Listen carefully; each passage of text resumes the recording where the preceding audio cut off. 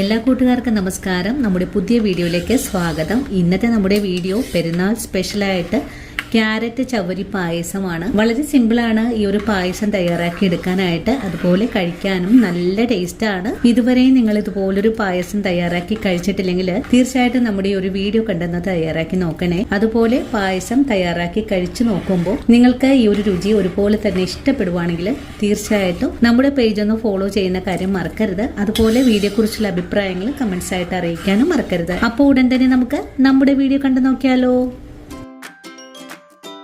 നമുക്കിനി ക്യാരറ്റ് ചവരി പായസം തയ്യാറാക്കാൻ തുടങ്ങാം. ഇതിനായിട്ട് ഞാനിവിടെ 4 ക്യാരറ്റാണ് എടുത്തു വെച്ചിട്ടുള്ളത്.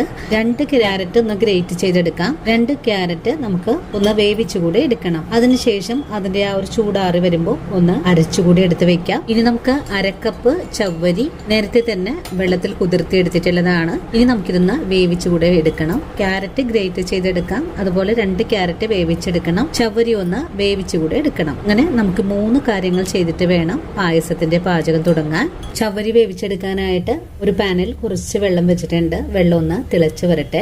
വെള്ളം തിളച്ചു തുടങ്ങിയിട്ടുണ്ട്. ഇനി നമുക്ക് ഈ ചവരി വെള്ളത്തിലേക്ക് ചേർത്ത് വേവിച്ചെടുക്കാം. ചവരി വെള്ളത്തിലേക്ക് ചേർത്ത് കഴിഞ്ഞാൽ നല്ലോണം തന്നെ ഒന്ന് ഇളക്കി കൊടുക്കാം. 20 മിനിറ്റ് നേരം വെള്ളത്തിൽ കുതിർത്തി എടുത്തിട്ടുള്ളതാണ്. അതുകൊണ്ട് പെട്ടെന്ന് തന്നെ ചവരി വേവായി കിട്ടും. ചവരി ഇപ്പോൾ നല്ലതുപോലെ ഒന്ന് തിളച്ചു തുടങ്ങിയിട്ടുണ്ട്. ഇനി നമുക്ക് ഈ വെള്ളം ഒന്ന് ഊറ്റി മാറ്റി വെക്കാം. ഇത്രയും കാര്യങ്ങളൊക്കെ റെഡിയാക്കി കഴിഞ്ഞാൽ പിന്നെ നമുക്ക് പായസം തയ്യാറാക്കാൻ തുടങ്ങാം. ഇതിനായിട്ടൊരു ഉരുളിയാണ് അടുപ്പിലേക്ക് വെച്ചിട്ടുള്ളത്. ഉരുളി ചൂടായി വരുമ്പോഴേക്കും നമുക്കിതിലേക്ക് കുറച്ച് നെയ്യ് ഒഴിച്ചു കൊടുക്കാം. ഇനി നമുക്ക് ഈ നെയ്യിലേക്ക് കാഷ്യൂസും കുറച്ച് ബദാമും കൂടെ കട്ട് ചെയ്തതാണ് ഇത് ചേർത്തൊന്ന് ഫ്രൈ ചെയ്ത് എടുക്കാം. ഇതൊന്ന് ചെറുതായിട്ട് മൂപ്പായി വരുമ്പോഴേക്കും നമുക്കിതിലേക്ക് ഒരു പിടി റേസിൻസ് കൂടെ ഇതെല്ലാം നല്ലോണം തന്നെ ഒന്ന് മൂപ്പിച്ചെടുക്കാം. അപ്പോൾ ഇതെല്ലാം നല്ലതായിട്ട് തന്നെ ഒന്ന് മൂപ്പായി വന്നിട്ടുണ്ട്. ഇനി നമുക്കിത് ഒന്ന് കോരി മാറ്റാം.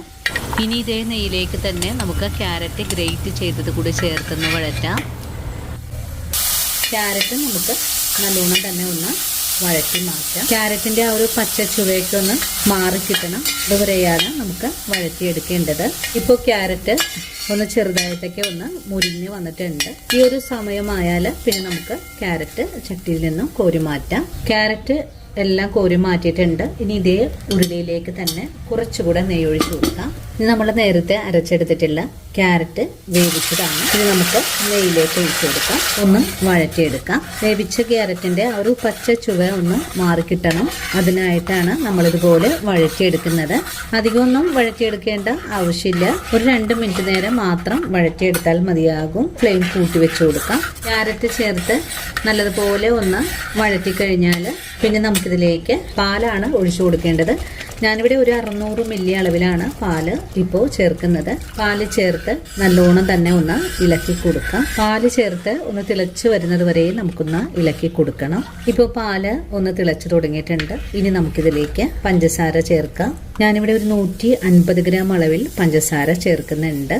പഞ്ചസാര കൂടെ ചേർത്ത് ഒന്നുകൂടെ ഇളക്കി കൊടുക്കാം. പഞ്ചസാര കൂടെ ചേർത്ത് പാല് നല്ലതുപോലെ ഒന്ന് തിളച്ചു തുടങ്ങിയിട്ടുണ്ട്. ഒന്നും കൂടെ തിളച്ചു വരുമ്പോഴേക്കും നമുക്കിതിലേക്ക് നമ്മൾ നേരത്തെ വേവിച്ച് വെച്ചിട്ടുള്ള സാഗു ചേർക്കാം.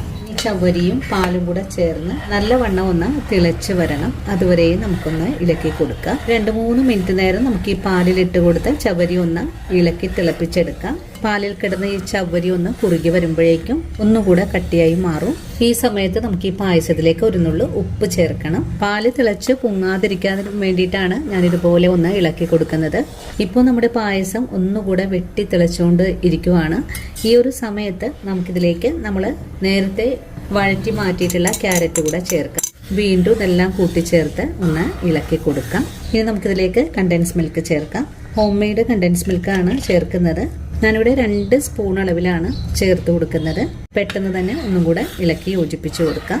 അങ്ങനെ നമ്മുടെ വളരെ രുചികരമായിട്ടുള്ള ചവരി ക്യാരറ്റ് പായസം ഇവിടെ റെഡിയാണ്. ഇനിയിപ്പോൾ ഇതിലേക്ക് കുറച്ച് ഏലക്കപ്പൊടി കൂടെ ചേർത്ത് ഫ്ലെയിം അങ്ങ് ഓഫ് ചെയ്ത് കൊടുക്കാം.